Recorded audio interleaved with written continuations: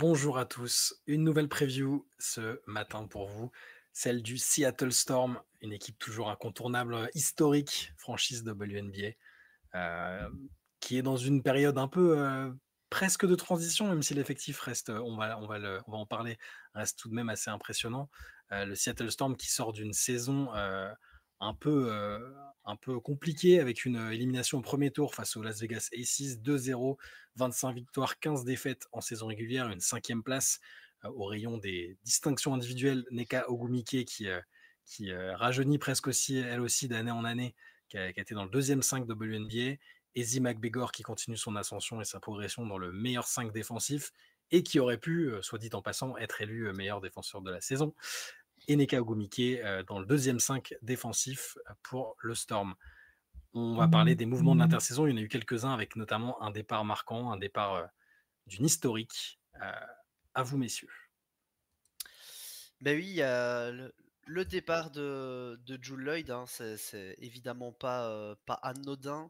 On savait qu'elle avait demandé son trade. Elle est partie donc dans un énorme trade à 3, qui est donc le trade qui a vu Jewel Lloyd arriver à Vegas, Kelsey Plum faire le trajet de Vegas jusque Los Angeles, et dans la balance, Seattle a récupéré Liueru des pics, et entre autres le pic numéro 2.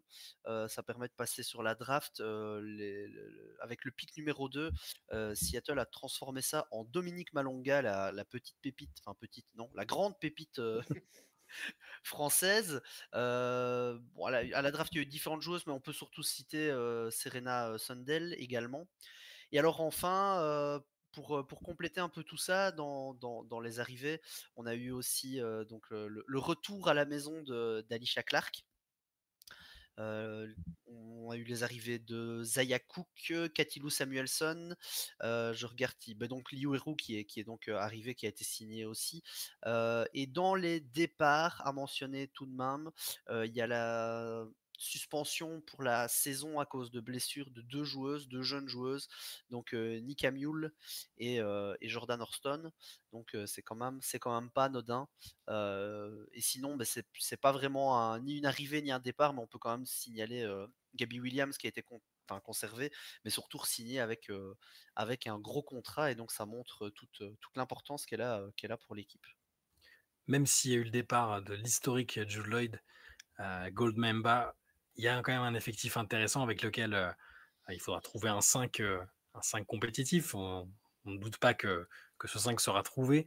Quel 5 va démarrer la saison? On s'était un peu posé des questions, on a un peu changé de braquet en cours de preview sur ce 5. Gis, qu'est-ce que tu vois pour le 5 du Storm cette saison?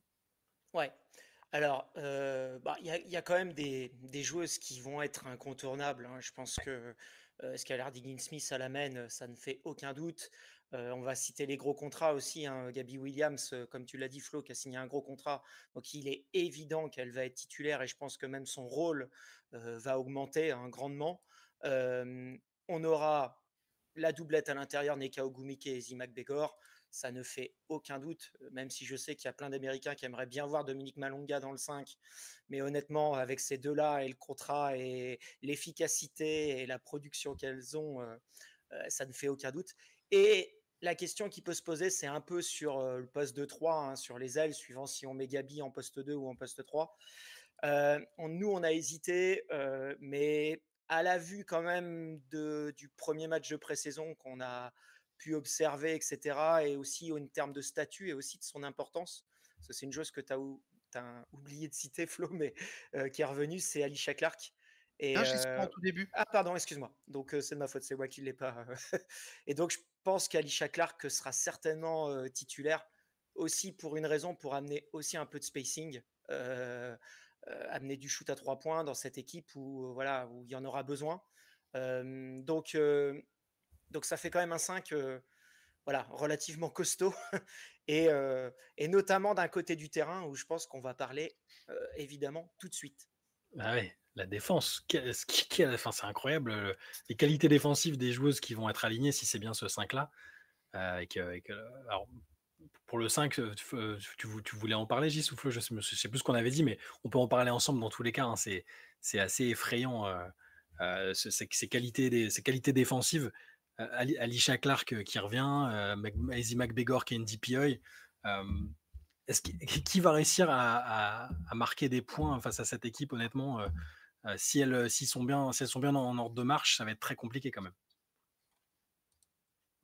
Ouais, bah ça va être un enfer, c'est sûr. En plus, c'est des équipes qui peuvent faire plein de couvertures défensives différentes. Parce qu'on parle du 5, mais il y a des joueuses sur le banc. Flo en a parlé, on a évoqué Serena Sundell, on verra si elle fait le roster ou pas. Je pense qu'elle a des chances de faire le roster, notamment avec la suspension des 2 autres rookies. Enfin, des 2 autres rookies, des 2 autres sophomores, pardon, Ouais, les jeunes, de l'année dernière. Et donc, du coup, il y a Ziakouk aussi qui va amener de la défense si elle fait le roster aussi en sortie de banc. Voilà, comme je disais, elles sont capables de faire toutes les couvertures. On peut jouer de la protection de panier avec Izzy McBegor, avec aussi Dominique Malonga ouais. sur le banc. Et puis, elles ont des capacités de jouer aussi plus petites, avec pourquoi pas Neka Ogumi qui est en 5, et de faire aussi des capacités de switch all. Parce que Gabi peut switcher, Skylar peut switcher, Serena Sundell, elle est capable de switcher aussi, Neka pourra le faire aussi. Donc, il y a toutes les couvertures défensives possibles.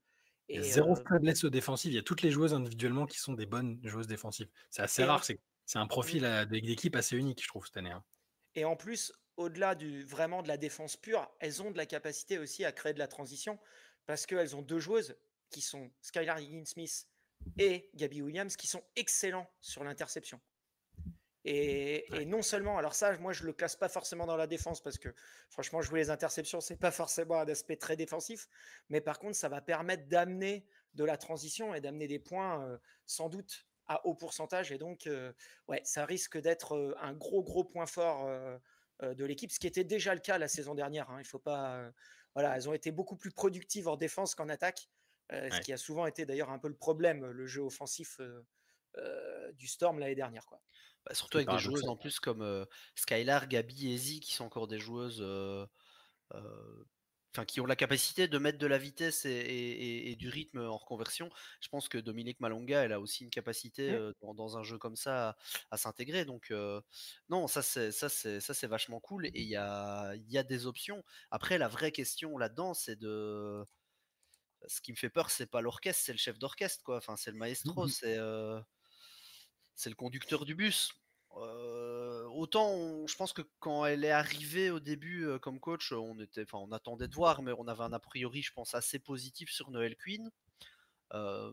Autant là maintenant, ça commence à faire 1, 2, 3 saisons où petit à petit, au début, on se disait en playoff ça coince. Et puis là, il y a des utilisations qu'on n'a pas trop compris, la non-utilisation de Nika Mule l'année dernière, certains choix, l'année passée, je trouvais que offensivement, Seattle est une équipe qui, par rapport au talent qu'il y avait dans l'effectif, c'était un scandale de jouer aussi mal. Enfin, aussi mal, on se comprend, hein, mais je veux dire, on avait beaucoup de jeux d'ISO d'une après l'autre. Alors qu'il y avait un talent fou offensivement. Alors oui, défensivement, ça fonctionnait déjà, ça fonctionnera toujours, mais il y a toujours la question un peu au coaching parce que Noël Quinn n'est pas une mauvaise coach, mais on est dans une ligue, je trouve, où les quelques coachs qu'on trouvait vraiment affreux ont été mis dehors. Alors il y a beaucoup de nouvelles têtes aussi, donc on va peut-être avoir le temps de découvrir de nouveaux mauvais coachs. On va leur laisser le temps. Mais là, Noël Quinn commence peut-être à se retrouver dans le bas du panier dans cette ligue d'exception, entre guillemets. Je vais aller plus loin, moi. C'est-à-dire que pour moi, c'est une des surprises de l'intersaison avec ce qui s'est passé, il faut le rappeler. Oui, il y a eu des problèmes, notamment avec Joe Lloyd. Il y a eu des accusations de management toxique, de coaching abusif et tout ça. Avec les résultats qui sont, mine de rien, assez décevants, je m'attendais vraiment pas à ce que Noël Quinn, contre laquelle j'ai rien en soi, je vais pas critiquer formellement ses qualités de coach, je me le permettrai pas, mais je m'attendais à ce que Seattle tourne la page en même temps que le départ de Joe Lloyd vers un ou une coach différent. Noël Quinn, elle a été associate head coach quand elles ont été championnes en 2020. Son nom m'échappe, Gary Kloppenborg, du coup, quand Dan Hughes avait été obligé pour des raisons médicales d'être écarté. Et elle était spécialiste de l'attaque. Pendant que Kloppenborg, lui, il se concentrait sur la défense. Mais depuis, on n'a pas vraiment vu les choses cliquer avec Noel Quinn à la tête. Donc ça a été une surprise pour moi. Donc là, j'ai l'impression que c'est un peu la dernière chance. Je ne sais pas quelles seront les ambitions les objectifs qui lui ont été fixés, mais je pense que si ça fonctionne pas bien cette année, ce sera peut-être sa dernière saison, à mon avis. Ouais. Je pense que sa Bah, dernière chance, elle était déjà un peu la saison passée. Ce qu'il y a, c'est qu'elle C'est est ce dans que les, je pensais aussi, mais elle est dans les petits papiers des proprios apparemment. Donc c'est probable. moi, je pense pas que ça soit une mauvaise coach. Je pense que c'est pas Non. une coach c'est pas une coach d'élite pour les playoffs et pour gagner un titre. Je pense que tu peux pas gagner avec elle. Elle a eu des effectifs quand même bien méchants. Si vous regardez en 2022, l'équipe de 2022, quand elle sort contre Vegas en demi-finale, c'est presque un scandale en fait. Tellement, non, mais l'équipe est complètement dingue quand même. Euh, Après, il y a eu l'année 2023 où globalement, elle a donné toutes les clés à Drew Lloyd avec les départs et ça s'est plutôt bien passé. Et Ouais. je pense que elle est plutôt intéressante dans ce cas-là pour faire progresser, un peu comme Tanisha White a fait progresser Atlanta. Par contre, après, quand tu arrives au niveau des playoffs et de jouer le titre, là, il faut vraiment être élite, capable de s'adapter, etc. Et c'est là que ça pêche. Parce que l'année dernière, 25-15 en saison, bah, c'est un bon bilan. Enfin, je veux dire, en termes de victoire-défaite, c'est propre. Par contre, quand on reprend le premier tour contre Vegas, bah, franchement, Vegas l'année dernière, elles étaient prenables, largement, Ouais. largement. Et donc, moi, c'est là que je suis un peu inquiet. C'est plutôt ça. Il y a eu des choses quand même positives dans le premier match de saison. J'ai quand même vu des mises en place offensives assez intéressantes. Donc, peut-être qu'aussi le fait aussi de libérer un peu, de construire l'équipe un peu différemment, ça va marcher aussi. Hein. Drew Lloyd apprenait aussi beaucoup de ballons. Hein. Donc, faut voir, parce que contrairement à ce qu'a dit Drew Lloyd toute l'année en disant j'ai pas eu mes tirs, en fait, elle a jamais eu autant d'usage que l'année dernière, donc et autant de tirs. Donc il globalement, faut voir dans quelle mesure justement tout le conflit larvé qu'il y a eu entre Drew Lloyd et une à pas partie tuer l'équipe, quoi. Ouais, c'est ça. Parce que pour reprendre un terme cher à Shai, en termes de matabilité, l'année passée, le Seattle Storm, Bah Ouais, c'était ouais. pas beau. c'était pas super beau. Encore une fois, au prorata de talent qui était censé y avoir dans l'effectif, quoi. Donc effectivement, on peut peut-être se dire que c'était un peu dû à peut-être une joueuse qui voulait la couverture, qui était plus en phase avec sa coach et qui donc respectait pas complètement les consignes. On sait pas, on n'était pas dedans, Il y mais avait on des histoires de espère. primes. Hein. Il y avait des histoires de primes par rapport elle avait des points, des objectifs à respecter pour avoir des primes. Il y avait une histoire avec le sponsor aussi. Bref, c'est un peu C'était dans flou. On son n'est pas contrat dans chez le. Nike en fait. Voilà. Et du coup, son temps de jeu était, selon elle, lui permettait pas, dans certaines situations, de remplir ses objectifs. Donc, ça a créé des tensions. Mais ça s'était un peu étendu à l'ensemble de la franchise. Donc, peut-être effectivement que en retrouvant un peu de Sérénité. quiétude, voilà, de sérénité, peut-être qu'on va voir une autre facette de Noel Quinn. Encore une fois, qui est pas, je veux dire, c'est pas elle qui fait perdre Seattle à chaque fois. Hein. C'est juste qu'on attend un peu plus une vraie patte, je pense, hein, où on voit des choix forts, un style vraiment plus marqué. Et pour l'instant, on l'a pas trop vu. Même en termes de Offensivement, en tout cas. communication, elle est un peu. Voilà, oui, voilà. C'est ce qu'on attend parce que c'était la spécialiste offensive de l'équipe quand elle faisait le tandem avec Kloppenborg. Après, il faut le dire aussi, hein, défensivement, c'est plus simple à mettre en place une défense que mettre en place une attaque. La Mmh. défense, c'est toujours beaucoup plus simple, et notamment quand on a le personnel. Et là, elle a un personnel hors norme, quoi. Je veux dire, les joueuses vont défendre. C'est toujours plus facile à mettre en place une défense qu'une attaque. Donc, Ouais. et moi, c'est pas forcément que sur l'attaque, c'est aussi sur les ajustements. Mmh. J'insiste vraiment là-dessus parce que pour moi, tu vois, si Seattle fait un et quatrième de saison régulière avec un bilan de 65% de victoire, bah, il n'y aura pas grand-chose à dire. Et l'année dernière, c'est ce qu'elles ont fait. Par Mmh. contre, elles ont été incapables sur plusieurs années de passer les steps. Moi, je repense à 2022 à chaque fois, mais Ouais. le coup de la défense de Stephanie Talbot sur Chelsea Gray, ça passera. Ah, Alors que tu as Brian Juvenari dans non. ton équipe, ça Ouais, passera non, jamais, c'était quoi. horrible. Donc voilà, quoi. Donc Ouais, il y a une tonne de trucs comme ça qui sont problématiques. Donc, mais je pense pas que c'est une mauvaise coach, hein, vraiment pas. Je pense que c'est juste que il faut voir si elle a ce qu'il faut pour vraiment tenter d'aller au titre, quoi. Parce que cette équipe, quand on voit l'effectif, il n'y a aucune raison qu'elle joue pas le titre, quoi. Pour moi, Est-ce que, ouais, est-ce que tu dis ce qu'il faut, si elles ont ce qu'il faut, est-ce que ce qu'il faut, ça ne pourrait pas être une montée en régime de la joueuse à suivre qu'on a choisie pour cette équipe du Storm, Gabby Williams, qui a trouvé un un terrain d'expression fantastique avec l'équipe de France, dont elle est la joueuse majeure, incontestable, indiscutable depuis qu'elle l'a rejoint. Gabby Williams qui a signé un nouveau contrat, qui est clairement maintenant une des joueuses identifiées comme très importante de l'équipe, qui est all-around, très bonne joueuse en défense, de plus en plus à l'aise en attaque avec l'équipe de France. Est-ce que cette saison, c'est pas la saison de l'éclosion de Gabby Williams en WNBA? C'est une des variables d'ajustement de l'équipe en tout cas. Ça c'est sûr. Parce qu'on dit que l'équipe est encore très forte, et c'est vrai.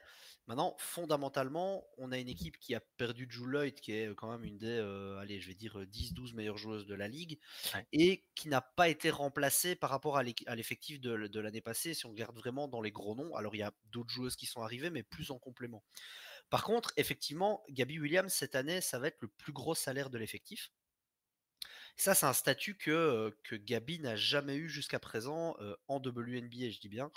C'est une joueuse qui a toujours été un statut titulaire d'une équipe, mais plutôt la caution défensive, la joueuse qui amenait du liant, un peu le col bleu. C'était plutôt ça son rôle jusque-là à Gabi. Donc une joueuse majeure, mais pas non plus superstar de la ligue. Comme tu l'as dit, avec la France, depuis qu'elle est là, c'est une des têtes de projet. Et l'été passé, je trouve qu'elle a même passé un step supérieur en vraiment portant l'équipe de France comme jamais. Sa finale face aux USA, elle est complètement héroïque. Malgré le fait qu'elle shoot à 2 points à la fin, je veux dire, s'il y a bien une joueuse qui a absolument rien à se reprocher sur l'ensemble C'est de la clair. compétition et de cette finale, c'est elle. Et du coup, il y a pas mal d'observateurs, en tout cas, entre autres français, qui connaissent Gabi de l'équipe de France, mais qui suivent peut-être moins son parcours en WNBA, qui disait qu'il imaginait peut-être comme une star en WNBA, ce qui n'était pas son statut jusque-là, et qui se posait la question est-ce qu'elle peut avoir ce statut-là, et c'est une question que nous on se posait aussi, de savoir est-ce que Gabby Williams, schématiquement, est-ce que ça peut être la troisième joueuse d'un Big Tree. En tout cas, cette année-ci, je pense qu'elle va pouvoir le montrer, parce que elle va avoir les responsabilités. Ouais, on sait qu'elle va avoir les responsabilités défensives, mais ça, elle l'a toujours fait depuis longtemps, et on n'a pas de doute à ce niveau-là. Maintenant, il faut voir si l'évolution offensive qu'on a pu voir au niveau international, le FIBA, je vais dire, si ça peut se transposer dans une WNBA avec quand même un niveau qui est supérieur. Après, elle est bien entourée, c'est-à-dire que pour un peu qu'elle puisse avoir suffisamment de rendement à la création, elle va pouvoir trouver des relais dans les joueuses qu'il y a autour d'elle.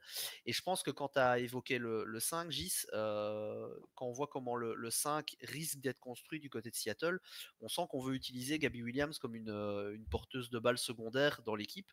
Et donc c'est là que ça va être intéressant de voir, c'est si c'est un rôle, est-ce qu'elle peut le tenir, est-ce qu'elle peut effectivement, par moment, devoir jouer des pics et créer un peu pour elle et pour les autres. Créer pour elle, on l'a déjà vu le faire, entre autres avec l'équipe de France. Créer pour les autres, c'est peut-être un rôle qui est un peu nouveau. Maintenant, voilà, Gabby Williams, elle rentre dans ses belles années. Je sais plus l'âge qu'elle a, mais elle doit avoir 28, non, c'est pas ça. Elle doit Ouais, un être truc comme dedans. ça, ouais. Donc, Moi, je pense que ça va être l'année de l'explosion. J'avais fait un petit thread d'ailleurs il y a quelques temps là-dessus sur Twitter qui parlait de ça. Et je pense qu'il y a 2 axes pourquoi ça va être l'année de l'explosion. C'est pas qu'une question d'augmentation de volume, c'est qu'elle a progressé sur 2 choses importantes. Et déjà, c'est le tir pull-up. Avant, Gabi avait un gros problème, c'est que son tir était pas très fiable. Et notamment le tir à 3 points et le tir après dribble. Là, de ce qu'on a vu encore au Fener toute la saison, ça a encore passé un step depuis les JO. Et ça se traduit statistiquement, ça se voit. Et elle en prend plus. Et ça, je pense que ça va être une vraie capacité d'explosion offensive, parce que dès qu'elle va avoir la balle en main, elle va pouvoir prendre des tirs après dribble. Ce qui n'était pas vraiment son cas avant, elle prenait souvent des tirs catch and shoot. Et ça, c'est un gros point pour passer le volume d'une star.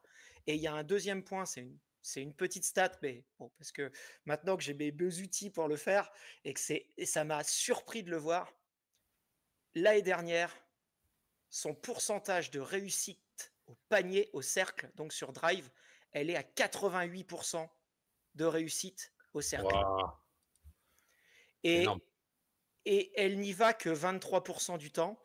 Et j'ai beaucoup insisté là-dessus. Vu son pourcentage, je pense qu'elle aurait tout intérêt à aller énormément au sec, aller provoquer des fautes parce que vu le pourcentage de réussite, il va forcément y avoir des fautes, elle va avoir des lancers, des points faciles. Et je pense que c'est vraiment les deux axes qui vont faire que sa saison offensive va vraiment augmenter.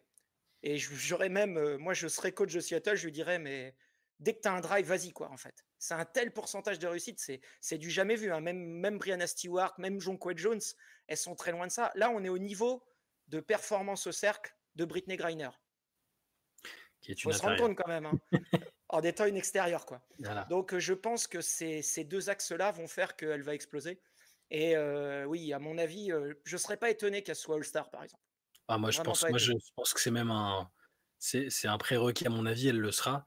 Alors c'est pas la même chose que Joe Lloyd, mais il va bien falloir aussi, remplacer quelque part, la production, un tant soit peu de Joe Lloyd. Mm. Je pense comme toi que ça va être la saison de l'explosion pour Gabi. Au début, je disais l'éclosion, plutôt que l'explosion. Je veux pas lui mettre une pression, inutile, mais je veux dire la pression, elle a aucun problème Ouais, c'est avec ça. clair. Ouais. Voilà, pour moi, elle avait de la pression en arrivant en équipe de France. Elle l'a balayée de manière spectaculaire. Et je pense vraiment qu'on va la voir devenir une joueuse très importante aussi en WNBA et pour Seattle déjà. Si, évidemment, et là on en revient aux interrogations sur le coaching staff, a bien pris ça en compte et lui fait confiance pour accompagner cette explosion, éclosion, quel que soit le terme qu'on choisit. Et voilà, bah, forcément, c'est une joueuse qu'on adore et qu'on suit avec un petit peu plus d'attention que d'autres, certainement. Mais j'avais pas la stat que tu as donnée, Gis, elle est incroyable. Et en même temps, même avec l'équipe de France, je veux dire, à chaque fois qu'elle drive, tu as l'impression que ça va finir, ça va Ouais. payer, que ce soit par une faute ou par un panier. Voilà. Donc on espère que Seattle et Noël Quinn auront cette envie d'accompagner l'évolution de Gabi, qui a bien 28 ans, j'ai vérifié, qui est donc vraiment en plein dans son prime théorique. C'est Même clair. si tout le monde n'a pas le même prime, c'est quand même l'âge auquel les joueuses et les La joueurs maturité, en tout cas. ont la maturité et l'expérience nécessaire et tout ça. Euh, avec tout ce qu'on a dit, le Seattle Storm aura des ambitions, c'est évident. Est-ce que vous les voyez par rapport à Indiana qu'on a évoqué la veille? Comment vous situez le Storm dans vos pronostics en saison régulière? Moi, je les ai mis 5e, à la même place que l'année dernière. Parce que tu as quand même perdu Drew Lloyd, c'est quand même pas neutre, tu vois. Donc c'est quand même quelque chose qui va devoir être remplacé. Je pense que l'équipe sera, je pense que l'équipe sera toujours forte. Je pense que c'est une équipe qui est. En fait, je pense qu'elles vont finir 5e, mais j'ai l'impression qu'entre la 5e et la 6e place, il y a un. Enfin, c'est là que, en tout cas, de mon point de vue, je pense, un gap. Et donc, je les ai mis 5e. Mais je serais moins étonné de les voir flirter avec la 4e place qu'avec la 6e. Mais bon, voilà. Ouais, moi je les ai mis 5e aussi. Mais par contre, alors, je suis d'accord, hein, il y a aussi le fait que Drew Lloyd est parti et donc ça enlève un peu de talent. Moi, ce qui m'interpelle, parce qu'on a quand même été assez élogieux, je pense, pendant toute la preview là, ce qui me fait un peu peur, et on en revient toujours un peu à la même chose, c'est que Noël Quinn, historiquement, elle fait très peu jouer son banc. Et pour moi, Seattle a de la profondeur sur le banc. Il y a Erika Wheeler, il y a des joueuses qui peuvent apporter, même chez les jeunes. Je veux voir, ça me fait toujours peur en fait, la question de jouer à 6, surtout sur les longueurs enfin sur le nombre de matchs qui augmente sur la saison. On en a beaucoup parlé dans toutes les previews. C'est un petit point d'interrogation, ça. Je me dis, bon, est-ce qu'il va y avoir ça? Il va y avoir aussi, et c'est pas à enlever, hein, il y a 3 semaines où Gabi ne sera pas là puisqu'elle sera, Ouais. enfin, je peux vous l'annoncer, sauf blessure, elle sera à l'Euro avec l'équipe de France. Donc, et l'équipe de France va pas sortir au premier tour de l'Euro. Donc là, vous pouvez compter vraiment sur les 3 semaines.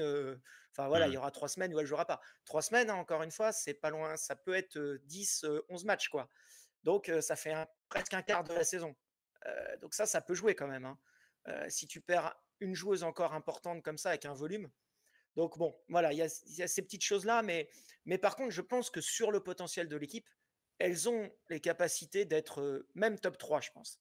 Par contre, après, il y a le potentiel et la réalité de ce qui se passe. Hein. Donc, il va falloir voir aussi comment et avant redistribuer les ballons, hein, tout ce qu'on a évoqué aussi par rapport au départ de Drew Lloyd, etc. Ça va peut-être prendre un petit peu de temps. Franchement, le match de pré-saison que j'ai vu, c'était contre Connecticut, et Connecticut est vraiment une équipe faible et défensivement était une équipe très faible en l'occurrence. Ça j'ai fait quand bizarre même de vu dire des ça. ouais, bah, oui, ça fait bizarre, oui. Oui, ça va te choquer, Shai, la première fois que tu vas Ouais. les voir. Heu, mais par contre, j'ai quand même vu des mises en place tactiques intéressantes. Alors après, faut toujours, un petit peu, faire attention parce que le niveau est plus faible, en face donc mais en tout cas, j'ai vu des choses intéressantes que je voyais pas forcément les autres années. Donc je me dis peut-être qu'il y a prise de conscience aussi, peut-être que les joueurs ont retravaillé. Donc ouais, bon, je les mets comme l'année dernière, mais parce que aussi les autres équipes progressent, quoi, en fait. Donc, Mmh. c'est pas forcément une régression d'être au même niveau, quoi, ou une stagnation. Ça peut être une progression de rester cinquième. Parce que, bah, on l'a dit hier, hein, Indiana va progresser par rapport à l'année dernière. Donc, voilà, je suis plutôt confiant, hein, sur l'équipe, vraiment. Moi, c'est l'équipe que j'ai eu le plus de mal à classer parce que j'ai envisagé à peu près, toutes les places entre la troisième et la 6-7e même, c'est pour vous dire. Et j'ai tranché en étant peut-être un peu défaitiste et je me rends compte là en faisant c'est pas la première fois que là en faisant la preview, je me dis: «Ah, je les ai peut-être mises un peu trop bas».